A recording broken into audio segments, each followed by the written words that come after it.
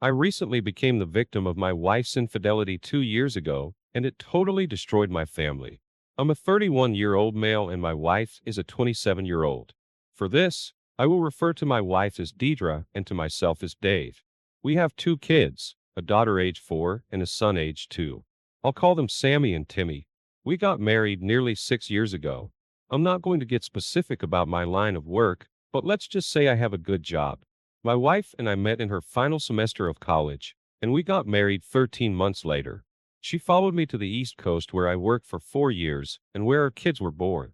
Earlier in the year, I was given a promotional opportunity to run one of our offices located within 15 minutes of both our hometowns.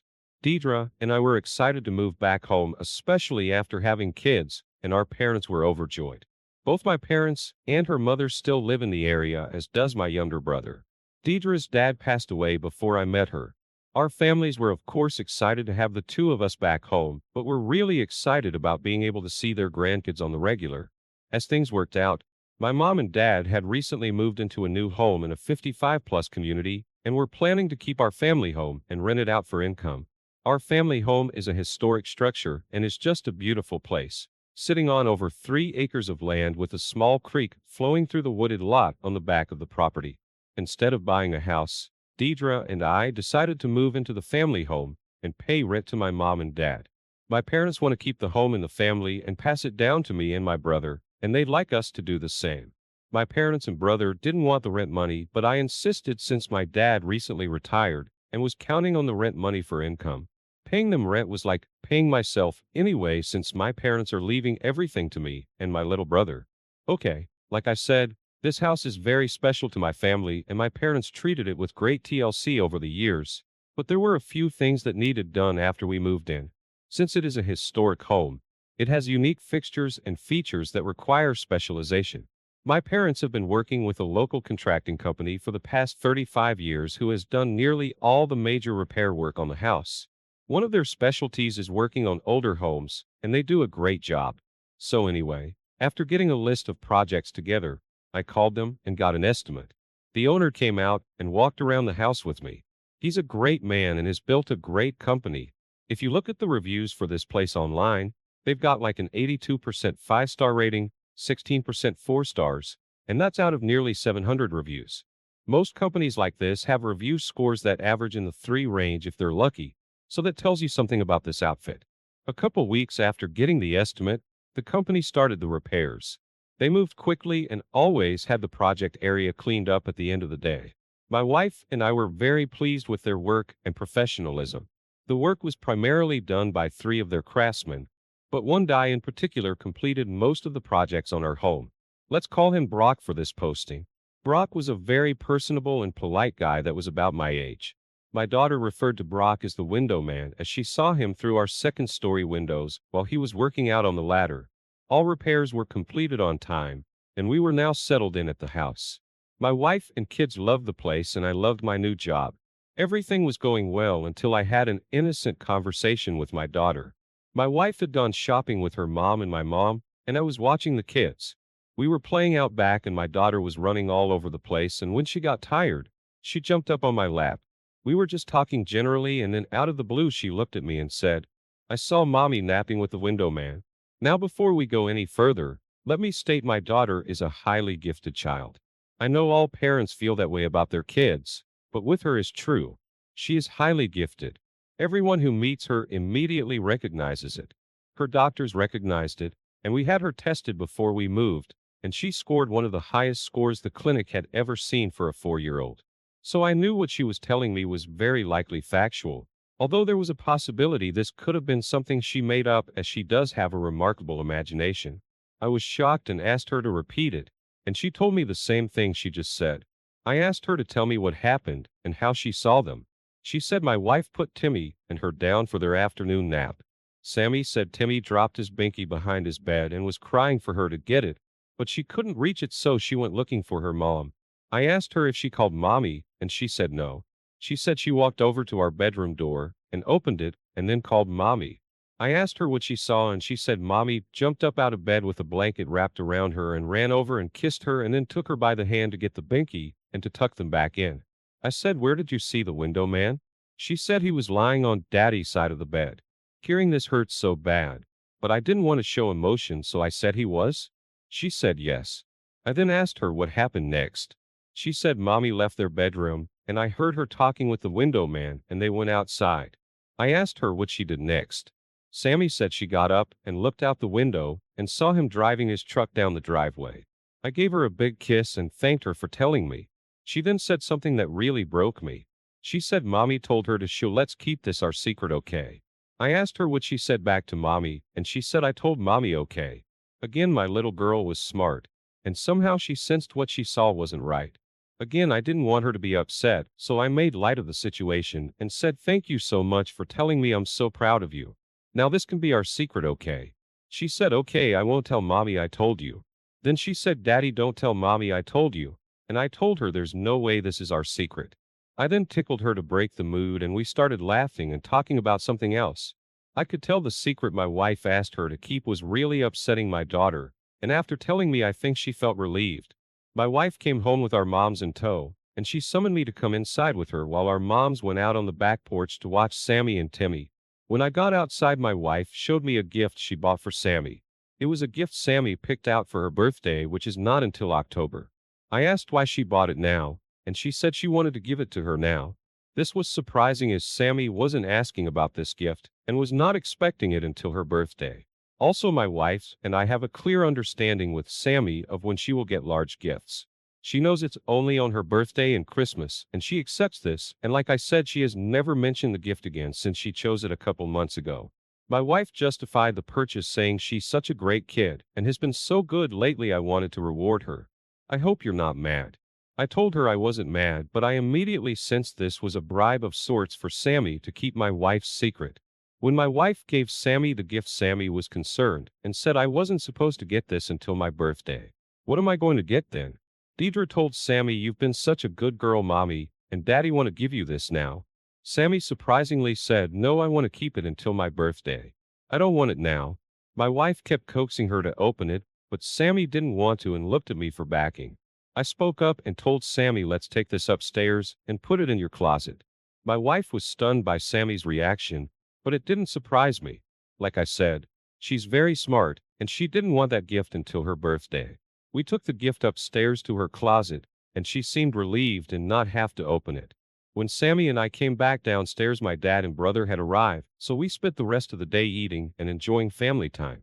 I was going through the motions and having fun with my family, but my mind was preoccupied with what Sammy told me. Later that night, I was going to confront my wife, but decided not to, since if what Sammy said was true, my wife would likely deny it. Instead, I told my wife I needed to wake up early Sunday morning to do some work for my company using our home computer. She was fine with this and asked if I wanted her to get up with me to keep me company, and I told her no. When I woke up, I did a complete check on her home computer, and there was nothing. Then I went on her phone and entered her password, and again nothing. I thought to myself, did Sammy make this whole thing up? She could have, but her details were too descriptive not to be true. The rest of the day we spent over at my parents' visiting with my aunt and uncle who had flown in from out of town. I hadn't seen them in over 2 years, so it was good to visit with them and to introduce them to Timmy, who they had not yet met. We had a great day, and everything appeared to be normal with Deidre. She was her ever-loving self and showed no signs of anything. I returned to work on Monday, but the thought of what Sammy told me was still on my mind. So several times during the day I drove over past my home to alleviate my suspicion. I did the same thing on Tuesday and then again on Wednesday. There was nothing, but I just had a strong feeling Sammy was right. I thought of hiring a private investigator, but instead I decided to buy a camera system at Best Buy. I installed the camera system when Deidre and Sammy were out attending an evening event at our local nature center, and I was home watching Timmy. I placed the camera outside near the garage looking down the driveway. A second camera in the living room and the third camera in our master bedroom. I placed each camera where they could not be seen unless your eyes somehow stumbled upon them. I was concerned, however, that my wife may notice the camera in our bedroom, though it was up on the crown molding and completely blended in, as our crown molding is white with black trim. It was in sight if you were laying on your back looking straight at it. I turned the system on when I left for work every day and turned it off before I arrived home. Since my wife and kids don't spend much time in the living room, our bedroom, or on the driveway during the day, They did not set the cameras off much. When the cameras are triggered, I receive a text alert. Everything was normal until the following Tuesday at 1:46 p.m., when I got an alert from the driveway unit.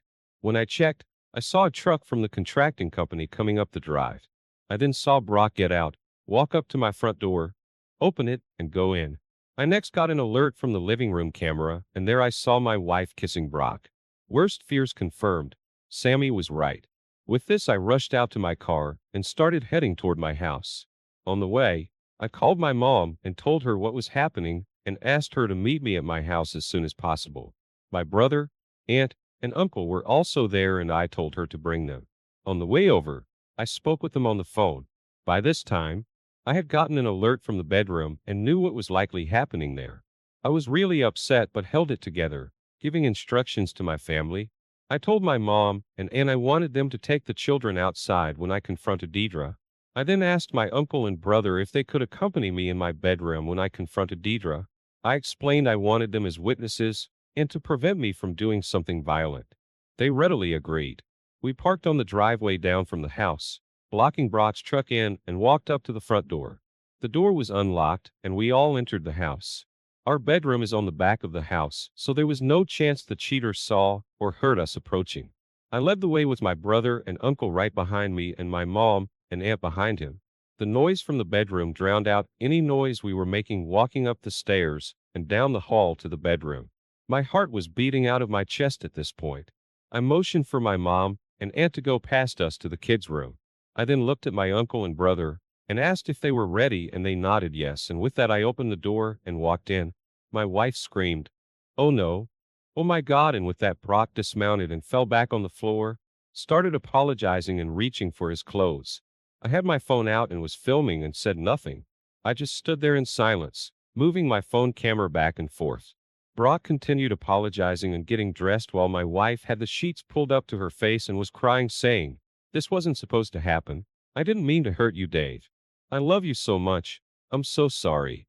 After a couple minutes, Brock was fully dressed and sat on the floor with his hands covering his face and was continuing to apologize while my wife kept crying and apologizing. I told Brock to get the F out, and he quickly left. Before leaving, I told him, "Don't think about taking your truck. We have it blocked in, and I will be calling the company to come and pick it up." I then called my mother-in-law and explained to her what just happened and told her to come over and pick up her daughter. My wife was still laying in the bed under the covers, pleading with me not to make her go. I ignored her. My mother-in-law arrived shortly thereafter, and when she did, my uncle, brother, and I left the bedroom. I then heard my mother-in-law yelling at my wife as she sobbed. To my surprise, my wife left the house without incident. When she left, she rushed out with her head down crying and didn't say anything. I think she was in a total state of shock and was also highly embarrassed. My mother-in-law apologized to me, gave me a big hug and kiss, and told me she loved me. After they left, I went out back to see my kids and then called the contracting company. After I explained the reason for my call, they put me through to the owner's cell phone.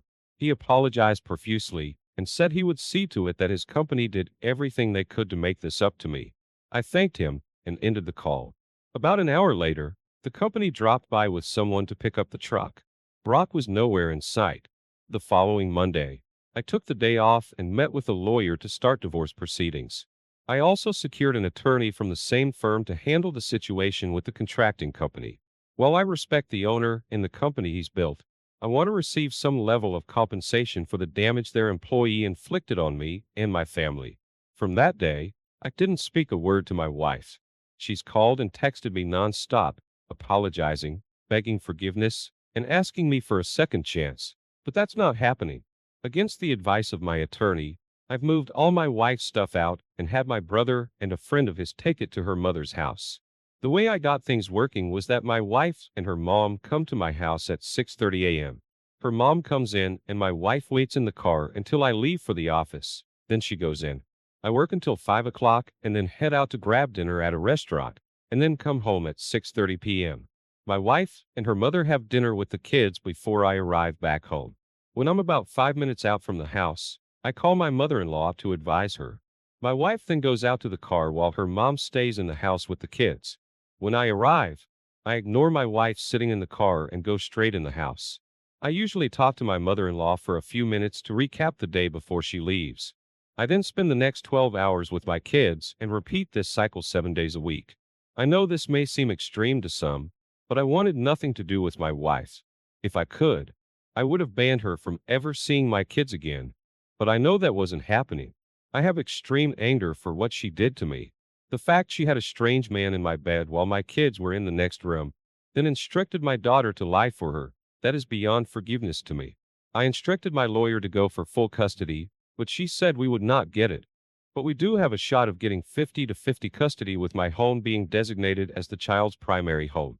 My wife continued to have the mindset that she was going to win me back somehow, and kept coming up with new things to offer me, thinking that will sway me. She came up with the idea that I could have a one-sided, open relationship with as many partners as I wanted, but she would still remain faithful and would sign a post-nup agreement with those stipulations.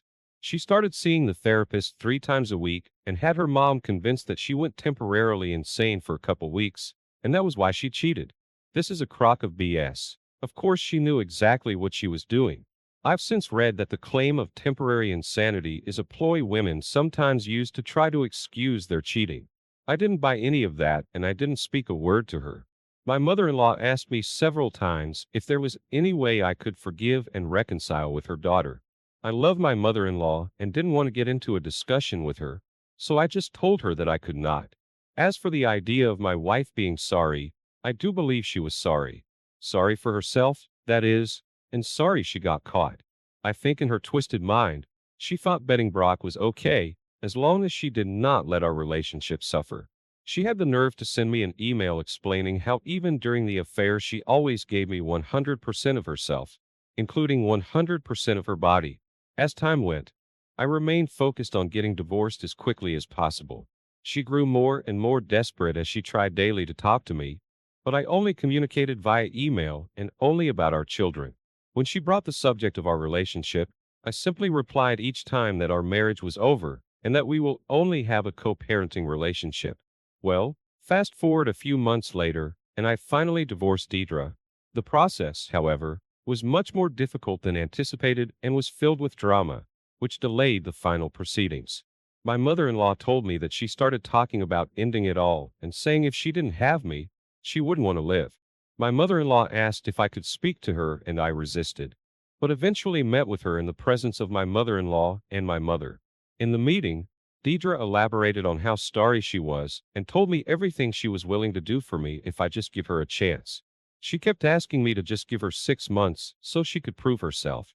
I let her go on until she was talked out, and when she was finished, I told her that I no longer see her as a romantic partner and was not interested in any form of reconciliation, even if it was just for one day.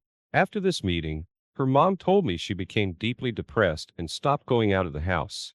In fact, my mother-in-law would come over at 6:30 a.m. when I left for work.